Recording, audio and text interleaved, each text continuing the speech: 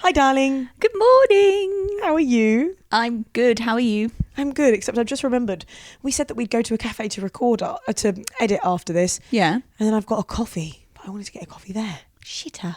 Shit. Well, you don't have to drink your coffee now, or you can have a nice matcha when you get to the cafe. You know how to please a lady.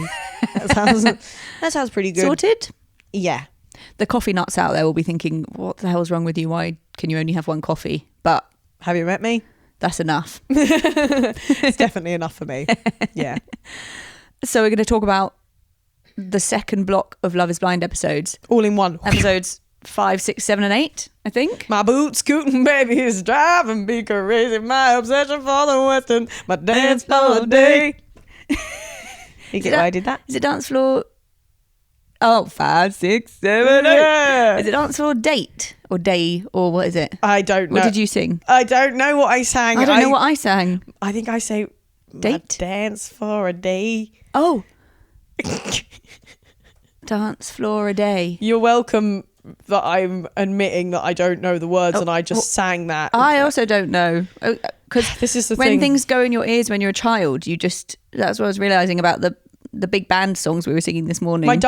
My obsession from a Western, my dance floor date. When you listen to things when you're a kid, you don't learn what the words are at all. No, because you also don't know what they mean at all. I still don't know what that means. My obsession for a Western, my dance floor date.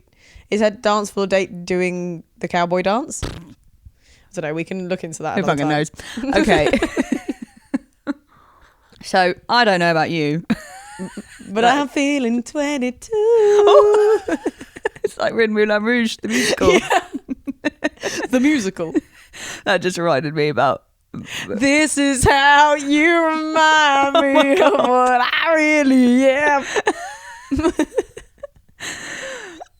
Me saying I don't know about you reminded me of, for the listeners, we went coasteering at the weekend. And it was like us, my brother and his partner, so all of us are over 30 and 30 and over. Thank you. Apologies. And then this little boy and his mum or aunt. And this little boy must have been around 10. What do you think? Maybe a bit younger. Yeah. 7? Anyway, at one point at the end, he just said, is it just me or am I the youngest one here?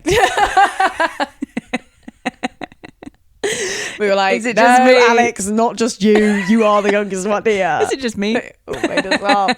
He was crazy. He's given us some earworms. He was obsessed with death. He's given us so many earworms. I found him really annoying at the time. But then afterwards, he's given me so much entertainment. Yeah, well, he was obsessed with the underworld and death. And I was which makes me think that the person he was with was not his mother, but maybe someone else.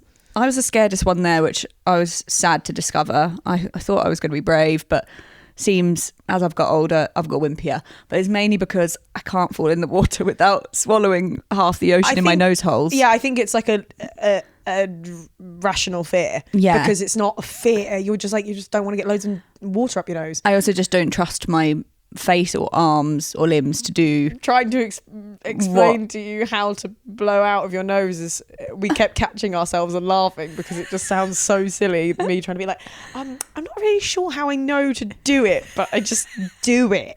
I was really trying.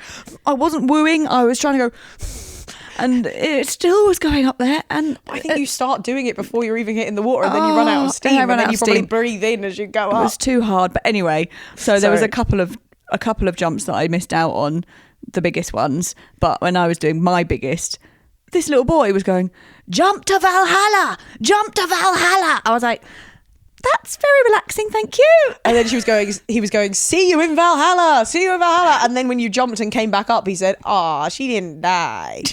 I was like, what the fuck? Shut up, man. Really annoying. And then we also had we were doing this thing where we were pushing each other in, answering questions, and then when you get the question wrong, you push the person in. Oh yeah. And his questions were like, what's the god of the underworld in Greek mythology? And then the Valhalla thing. It was. Well, you were happy, weren't you? Because he did push you in by asking you who was the wife of the god of the underworld. And then I said, Persephone. And I probably looked at you like, Because you've taught me that. And he didn't get to push you in. Sorry, sucker. Sorry, sucker 7-year-old. That actually gave me hope for the day that I go on 10 to the top with Vernon Kay on Radio 2 at whenever that's on. Boo! How about the whole song? Dun, dun, dun, dun. Wait, you start singing something else then. That's Taskmaster. Oh. No, but I'm pretty sure how does it start then? I don't know. This is mad. We've got to get back to Love is Blind. Sorry. No, because we haven't finished. What? The final earworm, the earworm that kept us going for the rest of the camping trip, which was one evening. He kept jumping in and going, I believe I can fly. I believe. And then doing little wings. And we were like, kids still sing that song. Kids know about R. Kelly? Well, like that song was such a thing that everyone would sing when we were kids. And I was like, he's like 8. Yeah, he's born in like, well, he did the pushing test on me. He's born in the His 20, question he's born in was the 2010s. date of birth, and I was like 2nd of July.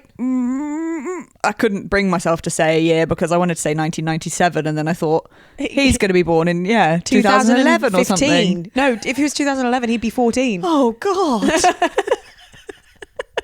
I was saying 2011 as a ridiculous joke. So I just said 2nd of July, and he pushed me in. So I believe. And then we were like, I believe. This is another part of the jukebox musical that is this morning, because we were like, I believe I can fly sounds like so many other songs. And I was saying it sounds like Donkey in Shrek when he goes like, I believe. And then your brother said that it sounds like Stevie Wonder. I believe when I fall in love with you, it will be forever. Yeah. So he really Thank you, had us thinking. Strange child. Yeah, don't talk about death so much, it's a bit weird, but Especially when people are jumping off cliffs. yeah, and stop throwing seaweed at people's faces continuously. It's not funny after the first time. Yeah. So These episodes were bloody gripping. they were. Don't We just know. had to just watch them all. We couldn't pause and talk about a bit of them. We just had to see it all Yeah, through. we had to see it through because we knew that you guys would have been binging as well. So we just got to eat it all up. We know what you like. Let's start with Ashley and Billy, shall we? Let's. So we had a couple of dramas and interesting points with them. We met Ashley's dad, who had never met a single boyfriend before, which I don't know how that happened because, well, maybe her job really is as much of a barrier as everyone's banging on about. I don't know They why. really bang on about it. Like It's it weird. must be. No. It must be really bad. Yeah. But I'm like, if that is your boundary, if you actually love someone and that is your one boundary, you shouldn't have gone any further. Like people tell you their jobs straight Billy- away. Billy shouldn't have gone any further if it's that much of a hard no. Like I think it's so silly and it's really unfortunate for her. And Yeah. Anyway, so yeah, met the dad. Yeah, who looked absolutely terrifying at first, like a cult leader in a kind of dark gothic western Yeah. TV series. Yeah. But you Very surprising. you guessed that he was going to be a softie deep I just down. kind of knew that they were, because it was the end of the season, they were like, this is going to happen next. It just kind of was too obvious that he's just going to be like, well, you can have my blessing. Yeah. And lo and behold, that did happen. And then we get Foodgate. Well, what was really interesting was that she was very apprehensive about living with him. I was really glad she said, because I think that is sensible. Yeah. And I like it when people are sensible on this show, doing normal things, like Yeah. being like, oh, I've actually only known this person for a fortnight and I'm going to move in with them now and then that's it. And I'm going to get married to them. That's crazy. Yeah. So I was pleased that she voiced her concern. Yeah. And yes, the fated food shop. I think that I was really impressed with her for taking that as seriously as she was. Yes, me too, because it could have been brushed under the carpet, laughed off. Yeah, it'd be so easy. I mean, how many people's boyfriends like only have Chicken and rice and broccoli. protein shakes every day, and they're yeah. just like, that's just what he does. But I guess the bad bit is him trying to control her, what she can have. Yeah, and saying like, we're not going to have that in the house. Yeah. We're not going to have treats in the house.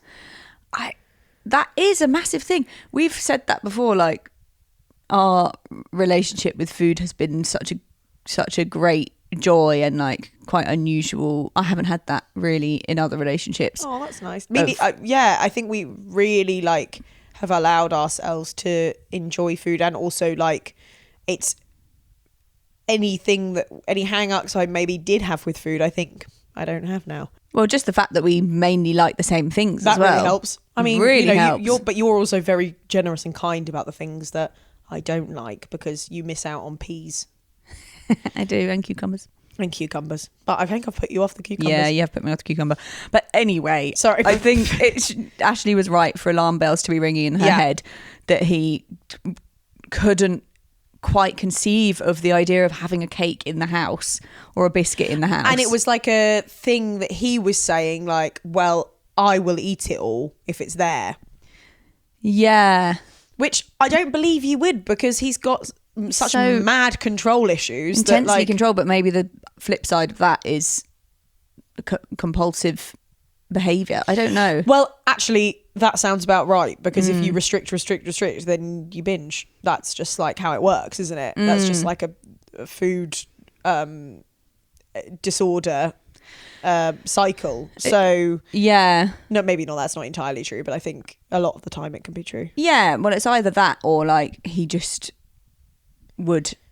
is worried that he'd just have some biscuits, and then the guilt that he would feel around that is so overblown that it and him saying like seems like a terrible event. Well, I'm training people and I tell them what to eat and I have to follow the same rule, and it's like, yeah, but you shouldn't be telling people to not have a biscuit every now and then, because that's unhealthy. Yeah, to not have a biscuit. And she's quite rarely, for a woman, seems to have a healthy relationship with food, where she's not guilting herself all the time for eating. It sounds like she really taught herself to have that relationship with food, because she said, I was skinny as a beanpole and everyone took the piss out of me, and so I wanted to make sure that I was eating enough, and so then she gave herself a healthy relationship with food, which is very impressive and cool and nice, and so great that she can articulate it so well. She was like, I feel funny because you were making me feel guilty about all of this, and I think you need to understand that that's not very fair, and this is why. She's communicating it very well. Yeah, if he it's one thing not wanting to have cakes around, but when he said, what are we going to need an onion for, that really was... We got a specific text from Ella saying that, like, have you got onto this scene? What do you need an onion for? Literally every meal. Yeah, literally every single meal. That is crazy. And also, like, onions last for so long. Like, what's wrong with having an onion in the cupboard? Onions are healthy as and well. Also, one onion, they give flavour. You've got to add an onion to your rice and mince that you apparently have every day. These boys don't, do they? They just have mince, just mince. Yuke. I can't. At least give me a steak or something. Honestly. Oh, mince. No. Hideous. So they had a very kind of fruitful conversation about that, where she said that she was concerned and he said he understood and he was willing to compromise. And I think they dealt with that well, although I don't quite believe that that's going to be as simple as that.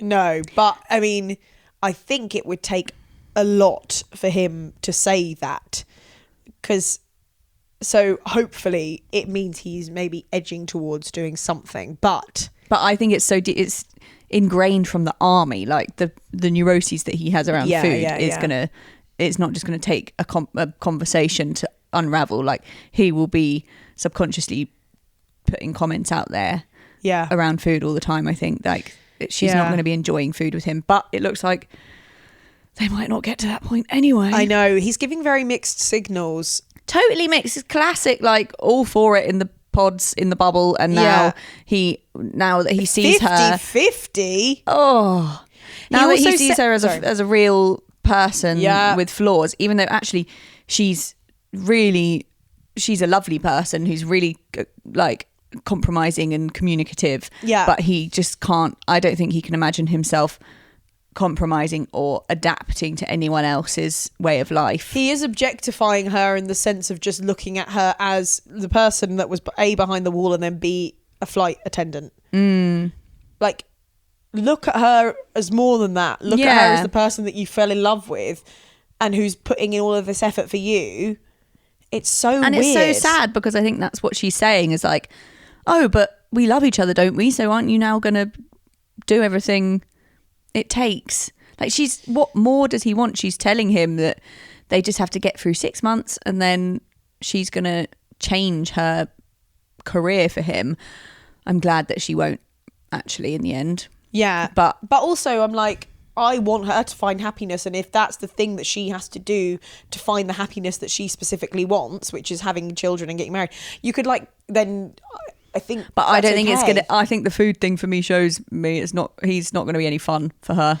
Yeah, true. I don't want her to give it up for him. Yeah. Also, like you could see when he said the 50-50 thing, how much she had assumed everything was in place because he'd given her the approval that it was going to go ahead previously, and like you could just see it all crumbling. She was like, shit, I was about to get married and have kids and I'd found the one, and I've struggled for so long, and I can just rest now because I've found it. And that was really sad. They might work through it. Seemed like his family like really liked her. It is so clearly the army that's fucked him up so much because his family were a lot more loose than him. I don't know. The adverts I see that about the army make me so angry. It just makes me so sad. Yeah. But at the same time, like you can see why so many people do it in this day and age where everyone's lost, no one knows what they're doing, and it gives you a purpose and a focus and meaning to your life. But like it's just like, oh yeah, but it's for war. Yeah, so weird. But then also if you go to university, like what fucking jobs do you get anyway? It's all bullshit. Yeah, he said something like, I want to drop everything for you if suddenly you're saying we're going to do something on the, and I'm like, you're saying all this stuff. He's a talker, not a doer. And I don't like that men give so much hope to women and just expect them to be there when they turn around and change their mind. And they probably will be. She probably will be. But like, he's just like made her world drop through the ground. I don't know. I know I have like a very visual thing of it. Like, what do people say? Isn't there like the world like... Something fell out their arse? Not quite fell out. I think that is something, but like I'm just thinking about the world. Just the floor dropped out from under you. Yeah, exactly that. That's what the rug pulled. Yeah, I'm just seeing her just suddenly like, what? Yeah, and I don't know if they cut things out, but I'm always really confused by these conversations. I don't understand why they don't say. You never see them saying, I'm uncertain whether we should get married, but I really want to date you for longer. Yes. Which is what all of them should be saying. But I imagine those conversations do happen and they have to cut them out to make the stakes higher. I think so. Like, that is what they should clearly do. If there's a very clear 6-month boundary that is the issue, they should stay together for those 6 months. Totally. And then see what happens and then decide whether to get married. But I think they're both kind of being like, oh, I only want to put time into the person that's going to be the one that I have kids with, but you don't know unless you put the time in. Getting married is crazy. Yeah. When they haven't had real life. So whenever I'm watching the parents say shit like that, I'm like, oh, shut up, just let them do it. But actually, no, it's crazy. No, you guys are crazy. I agree. The only ones I think that it kind of makes sense for are Sarova and Cal and Barda and Jed, actually. Because of the tradition, only because of the way that their parents would have all gotten together, which would have been probably not with knowing each other. I don't know. There's a lot of tradition seated in their family, which would probably mean they get married after not very much. Yeah, time. I know what you mean. That there is a context, a history of supporting those kind of quick marriages, but I do think you've got your rose tinted glasses on when it comes to Barda and Jed a bit. Like when we met Jed's parents, I was agreeing with his mum, and you were like, "Oh, just let them." But I think, like, it's a very good point about having not had an argument. Yeah, but we hadn't had an argument for like. Yeah, exactly. But now we have, and now we're getting married after we've had shitloads of arguments. We haven't had that many. Maybe we have. Yeah, like a normal couple. That's. Okay. I think it wouldn't have been right for us to get married in the time when we hadn't had an argument. Yeah, it wouldn't because we didn't know each other. It wouldn't feel 100%. as special either. No, It feels way more special now. yeah, exactly. And if we got married and then started having arguments after that, that might feel scary or something. No, we're gonna get a divorce. But yeah, it was like 6 months or something when we didn't, until we had an argument. We didn't have an argument for ages. So should we talk about Barda and Jed? Yes. It was funny, like them talking about how he's going to have to deal with her being a bit more dominant. But like she was kind of saying, I'm going to have to get, used to you being like, his dominance was the thing that dominated. Like there wasn't room for her to be dominant. It was weird. Like she was kind of like, you're going to have to get used to this about me. But at the end of the day, the relationship goes that he has the power and he's the dominant one. And I was like, oh, there's like no room for her to be herself then. Yeah. And she's so like softly spoken. Like we don't really know. Dominant is a funny word, isn't it? When thinking about her. Yeah. I think it's just independent and yes, particular. Like she wants to make the choices. Yeah. And I think again they ended up getting to a really good place. Jed said something really nice where he was like, I'm happy to be the bonus in her life rather than like the reason, which was really nice. That's such a good thing to say if you actually mean it. But I am worried that his image of tradition is a bit too old-fashioned and ingrained, and that will come up. That is the sort of thing where I think they just need to date a bit longer to see if that comes up and how it manifests. Yeah, because I guess the whole problem with this experiment as well is that everyone has a really clear idea of what they want and what a marriage is, that there isn't much room for the real person to then fit into that position. Yeah. That's why every relationship in this show has an issue, because of their preconceived notion of what a marriage should look like, right? Yeah. So like Jed wanted a placid woman who would just fit into the mold that he's looking for, and he's kind of made Varda be that, but she's not. Yeah, and I do think he loves the bits of her that aren't necessarily that. I do think that they will try to bend for each other a little bit, but they might have to do it more than they thought. Because I was worried when Jed said to Barda's dad, "Are you happy for me to take her?" Yeah. I was like, what's that? That's But, just like, that classic thing of when people talk to people with a language barrier and then just say weird shit. And also, it's so weird. You just love Jed though, don't you? You've got a soft spot for Jed. Yeah, of course I do. We did like Barda's parents. They were really cute, weren't they? Oh, yeah. Cute. You had a big crush on Barda's mummy. Crush on Barda's mum. She's a beautiful woman. Absolutely stunning. She was. She had beautiful hair. She'd had a beautiful she looked like blow an dry. old film star. Yes. Yes, that is a fact. Jed's house. Yes. Which we were anticipating. You correctly anticipated crushed grey velvet furnishings. Yeah. Which he did have some of. It wasn't as that as I thought. It was just very sparse, wasn't it? Sparse, black and white. Yeah. I was happy when Barda said, we might have to build something to hide your PlayStation, even though she was joking, and he was like, okay, yeah. And also, that was really cute. Like, oh, you're not fiercely defending your PlayStation. That's improvement. Yeah. He's softer than he thinks he is. I agree. That's what I think that's why I'm worried about, I guess, like you're saying, being in the real world and then having his lads be like, oh, you're a melt. Yeah. That's a worry. But sorry guys, you all do it. I also think that the apartments that they're staying in are too nice. Yeah. They need to be staying in smaller apartments, make more arguments happen, not as nice. Because I've always said that about maths, like, oh, these apartments are too small, but actually that's genius, because it does make some stress happen. Yeah, whereas these apartments are too lush and they think, oh yeah, we love living together. Kind of like The Rehearsal, which we've been watching, which we'll talk about on the Patreon. Yeah. But we've only just started watching the second episode of The Rehearsal, where someone is practicing whether they want to be a mum or not over like the space of 2 months. And they're in the most beautiful home in Oregon. pretend a pretend home to see what it would be like to raise a child in like a homesteading way, but like she doesn't have to pay for it, and she won't ever have that, but like of course it feels good having a baby in that environment. Anyway, so it feels good being married in a massive apartment in the middle of Manchester. That's brilliant. Yeah, they are really nice. They've got little roof terraces and stuff. But I do always feel sorry for the couples on Maths.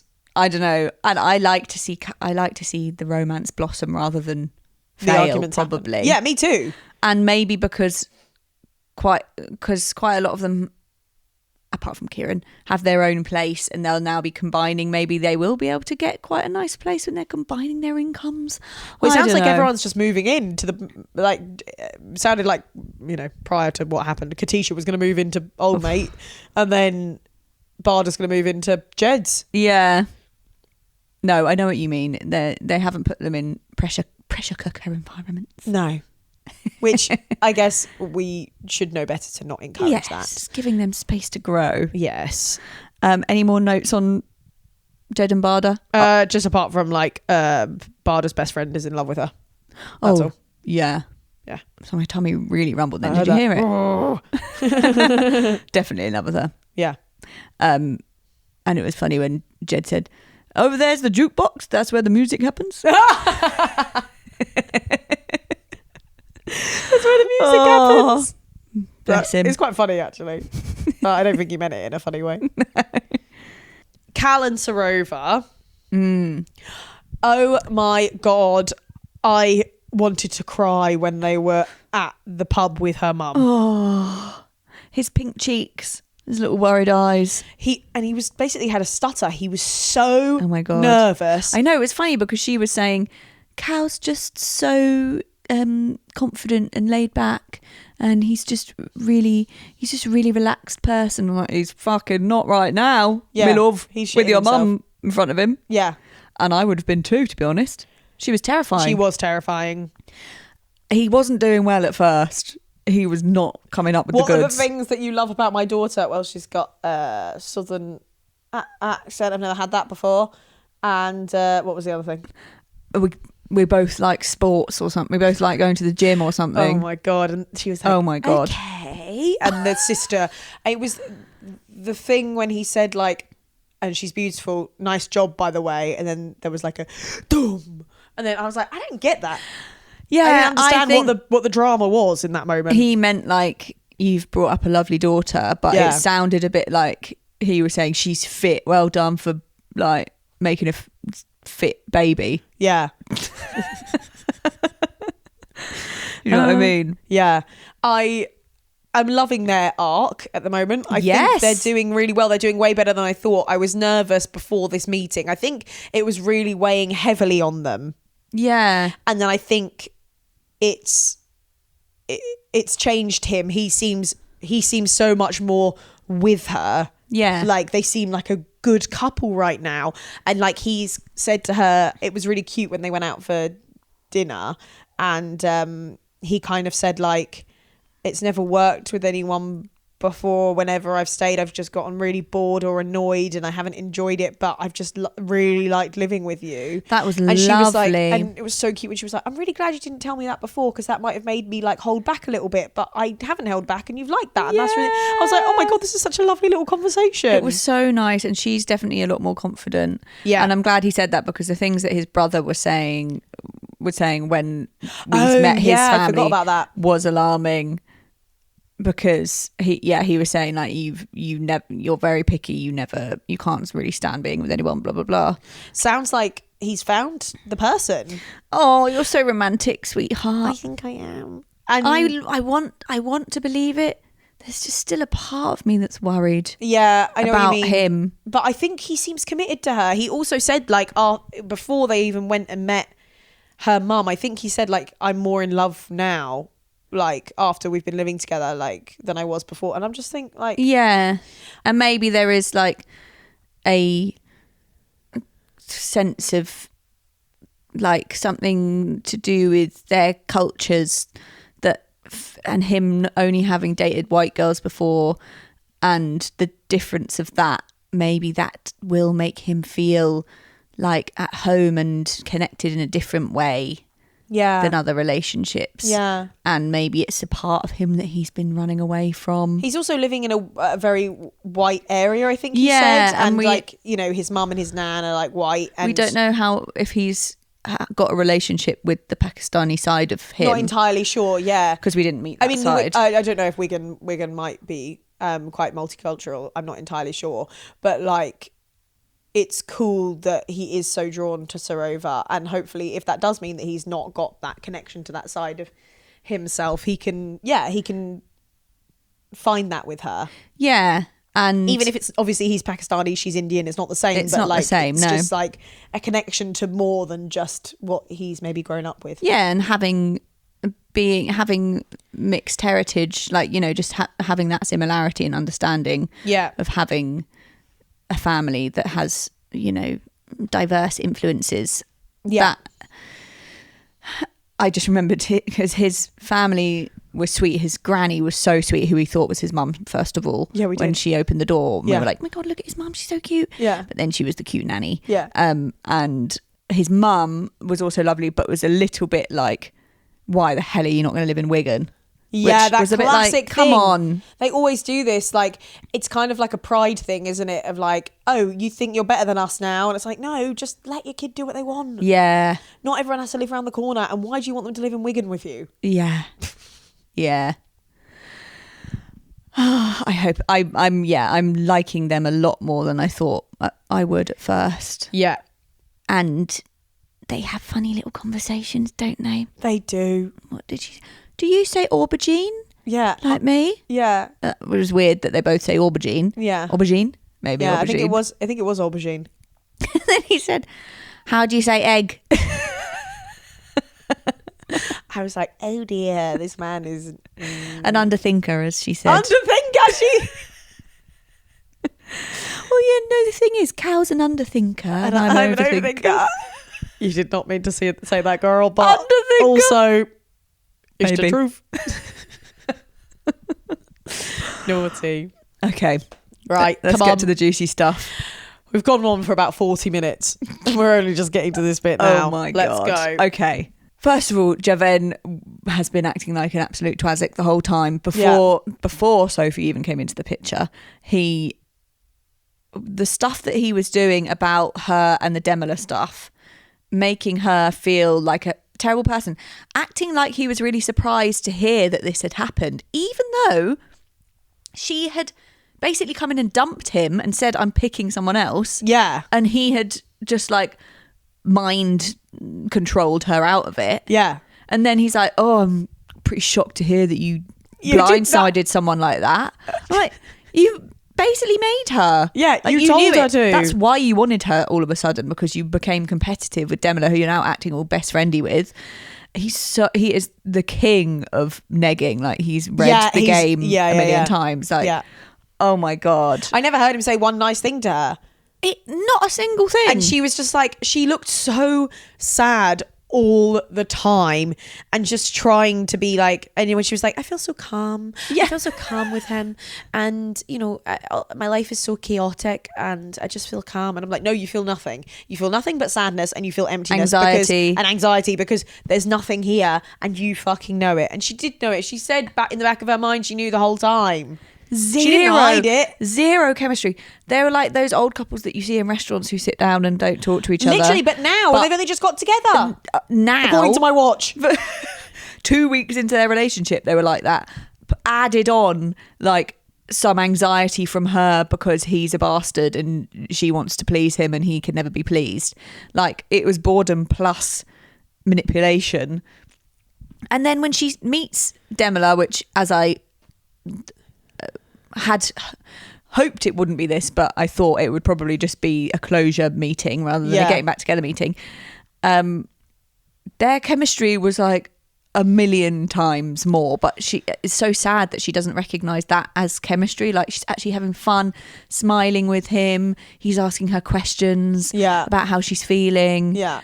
And seeing the difference between that and her going back to their awful living environment. And then him being like, she tried to open up to him. I think she was like sad, and then he was just like, well, you're a grown woman at the end of the day. Yeah. I'm like, help this girl out. He asked her about her meeting with Demila. Oh, did you apologise? Was he pissed off? Like, it was awful. He just like had such a weird attitude all the time. Why did he think she would want to be with him if he's just talking like that? And also, no fucking wonder he hasn't had a relationship. Yeah, it was like he hated her. Yeah, he acted like he hated her. It was mad. And then we went to his house. Oh my God. I hadn't noticed, but Sam was saying the thing about he doesn't have a duvet. Yeah, he just has a blanket that he's had for 20 years or something. Definitely hasn't washed it. Like, he got it. And she was just like, okay. And I'm like, you can't live with this boy. No. And then she was trying to ask about, oh, you know, how many meals can we have together a week? And he was like, why do you want to eat together? How many do you want to have? She was like, every night maybe. And he was like, I'm out 5 nights a week. I don't get home till 9 and then I go to bed at 10. Yeah. I was like, what home 9:30, shower, bed. Great. And she was like, yeah, but I'm in your life now. And he was like, and? Why did he go on the fucking show? I think he must have been just asked to be on it. He couldn't have wanted to be on it because there's no reason why he would want to get married apart from he doesn't have to put any effort in and then he just has a girl and then she can just do it. But yeah, but he doesn't want that. He wants the girls that he doesn't have. He wants the Sophies and Anus. He's just so, I've never heard someone be so rude. He's just so rude to her. And she was like, oh yeah, I can see you bringing my morning coffee in here. And he goes, maybe. I guess you proposed to her. It's probably like worked for him. He probably just goes around being horrible to girls. It's worked for him to get a shag, but it's not worked for him to get a girlfriend. It's such a shame because his mum and his sister were lovely. And how has that happened? How has he got like that? Letting people they must have all just felt guilty for him because he wasn't playing football anymore and they just let him be a... Oh my God. That's literally, I think that's what happened. They all feel too sad. He was too sad about the football thing that we also ripped him for. Sorry, but also you don't need to be an asshole. Like, grow up, be a nice person. I'm so angry as well because not that I do think that Demila and Katisha, you know, Demila doesn't deserve to be sloppy seconds.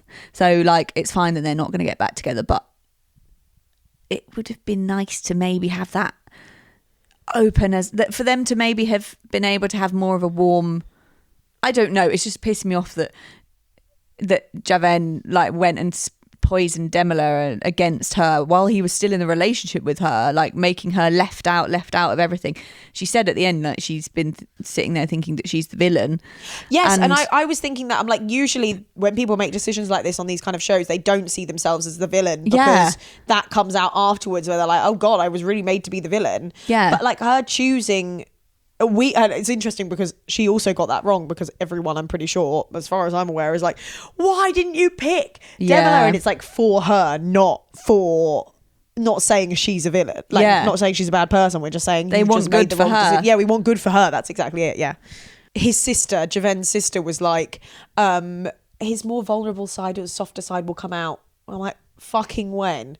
Yeah. Like, he's nothing. He's not giving anything. He's just being nasty and rude all the time. Why should you wait around? Hold on for this, maybe a glimpse of something that will probably just go away almost as quickly as it came out. Yeah. And like, not only has he just been shit in this relationship, like he's affected probably Katisha now for like, he's added a whole load of insecurity into her life because he's confirmed that everyone is like her exes, even though it's actually because she subconsciously chose someone like her ex and that's the pattern she's in. She just chose someone. And she's like, you know, he's confirmed that she's not worth, he didn't even bother to pick her. She wasn't good enough for him to make any effort. Like, he's added so much bad stuff to her psyche that didn't need to be there on top of just being a shit partner.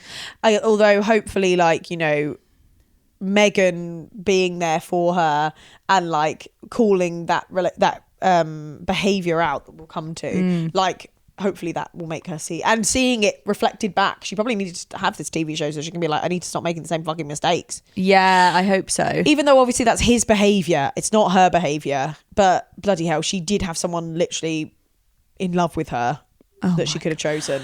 Oh my God, he was in love. The only thing that Javen said that with a bit of enthusiasm was, do you like this black wall? And then she said, it goes. What does that mean? What does any of it mean? God. So, okay, Sophie. Sorry, what were you going to say? Just, do you remember Javen saying, my mum says a promise is, what is it? Oh my God. My mum says a promise is comfort to a fool, so I don't make promises. Yeah. What? What? So you just don't make promises. Great. And you're also calling her a fool. Great. That's really nice. So Sophie, it was just gross watching the way all of the men were like, felt the need to come around and talk to each other about Sophie while everyone was still there. I'm also obsessed with her wearing like a corset that made her bosoms look like she was a bar wench from the fucking 1700s. I was like, and of course they're all like, I'm like, that's exactly how they would have been in the olden days. Yeah. It's so funny. It's so true. She looked great. Like, Yeah. it's just a funny element of it to me. Just so old school, isn't it? So old school. I'm just like, men never change. And then she went off to talk to Javen and she said, well, I'm not going to sit up there unless you want everyone to see my vagina, Javen. Oh my God, yeah, I can't sit up here because my vagina. vagina. What, do you want to see my vagina? God. And then he's like, you're naughty. Like, how do you think you're going to get away with this? What's the plan here? They're going to see this footage eventually. It's such a horrible scene when they got back from that night where all the cast members met, and Katisha was just like silently crying on the sofa, wanting to be noticed. And he knows what he's doing. Like, he knows he's storing in his head the argument of, well, why didn't you tell me how you felt? Or why didn't you tell me not to go? And it's like, this woman is like miserable and weeping in front of you. Yeah. Ask her what's fucking wrong. Talk to her. Yeah. But also, I want to say to her, tell him, like, act on this feeling that's written all over your face. Yeah.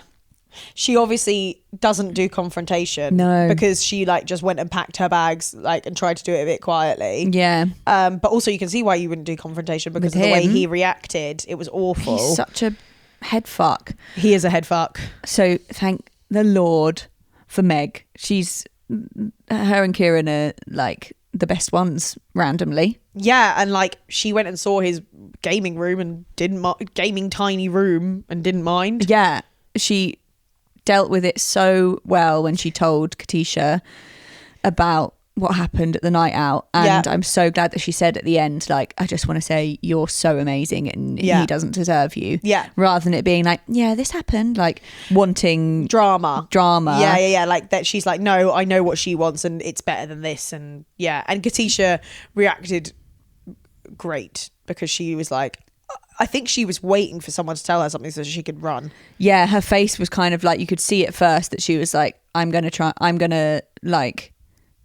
and ignore this, and then she was pushed to a level where finally her anger came out. What the fuck? And it was so cathartic to see her actually get angry. Yeah, just have an emotion. I haven't seen her have an emotion about anything. Yeah. And also she wasn't really upset, like she just looked annoyed.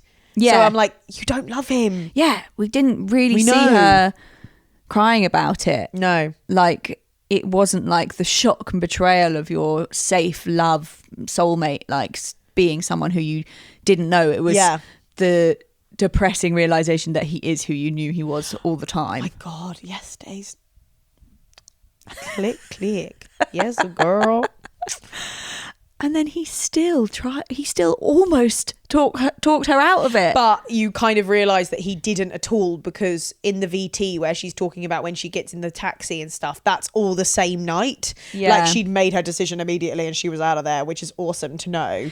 Yeah, she just knew that she couldn't say it to his face because he was just impossible. He would just talk his way out and of that's it. completely fair enough. And she's then, like, allowed to leave however she wants to leave. He obviously fucking texted Patrick and said, right, bro, I'm going to call you. Can you back me up? Like, it's so obvious. Like, I'm not stupid. It's infuriating. He's And Patrick, Patrick is not a trustworthy figure. Like, Meg obviously said he was talking to the girls all night.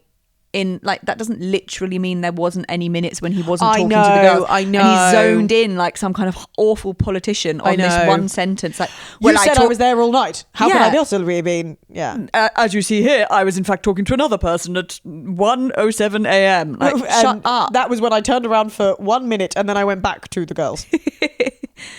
It was amazing seeing Meg's argument with him and Katisha's argument with him, like in the same episode. Like, Katisha, through no like it's not that one is better than the other. It's just sad that Katisha doesn't feel able to get to the level of anger that Meg does in those confrontations. Like, his manipulation worked on her in such a dampening way so immediately, and Meg like held her own so incredibly, but then still had to go off and cry. Like, he still hurt both of them and made them both feel small, but they just dealt with that feeling in a different way in the moment. Like, I really related to her Meg having to go off and have a cry. Me like when too. You feel like you've been pushed to that place, and it's because like, she's like, I know I am right, and I'm telling you what you've done, so you can come. And then she just said, fucking prick, as she walked off, and you just get so angry that of course you explode. Bless her. And Kieran was great, and I really have a lot of faith in their relationship now because of the way they both dealt with that. We were like, this is going to indicate whether he's a good partner or not. Because he could have so easily just been like, well, yeah, actually, maybe I guess you did do that. But he was just like, no, I saw it as well. Yes, it did have a curtain. You're full of shit. And the fact that he didn't use that as an excuse to be like, don't you dare fucking do this to my woman. Like, he didn't get all like apey about it. But you know who did get apey? Obviously fucking he did, because he said, sorry that I made you Mrs. Cry. I'm like, she's not his owner. You're apologising to him. Go fucking apologise to her for being an asshole. But Kieran, I think the fact that he can stay calm in those situations but do the right thing of stick up for her, and she gets a bit more heated, I just think that's a really good balance between them. And I also loved Meg when, you know, she was getting understandably a bit wobbly around Sophie and in the bar scene. And Sophie tried to do that bitchy thing of saying, oh my god, I completely forgot that there was even that connection with Sophie. Of course. She tried to say, oh, did you let him come out in that horrible shirt about Kieran, which so is just mean. like, and she knew straight away what she was doing, and then she went over to Kieran and said, don't let her say anything about your shirt, you look great, which is just so nice. She's like not questioning herself or their relationship at all.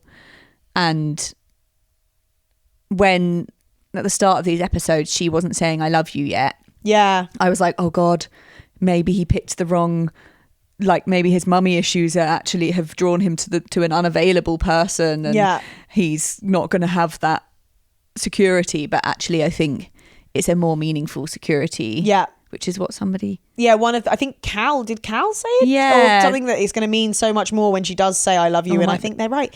Which is basically what we were saying at the beginning, where we were saying when you wait to get married, it means... Yes. It can mean a lot more. Yeah. I did believe her when she said it, which is crazy if she's never felt that before. I know. And now for this little funny guy. Yeah, but she's seen his gaming room and she's still there, so that sounds like love to me. Yeah. Also, I kind of liked his nerdy friends. I liked the fact that they were questioning it all really thoroughly. Yeah. Because I think that means that they care about him. So there we are. There we are.